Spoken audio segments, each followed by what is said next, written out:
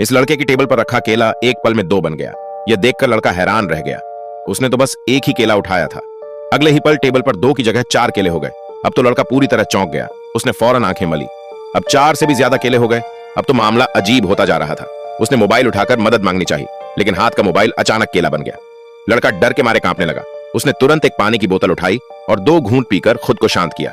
फिर जैसे ही उसने टेबल की तरफ देखा तो पूरी टेबल पर केले ही केले थे। घबराकर उसने ठंडे पानी से मुंह धोया और फिर पलटा तो देखा कि टेबल पर अब एक बहुत बड़ा केला रखा हुआ था। फिर लड़का बाहर चला गया। अब उसके दिमाग में सिर्फ केले ही घूम रहे थे। उसने सड़क पर चलती गाड़ियां देखी और अचानक एक केले की गाड़ी उसके सामने से निकल गई।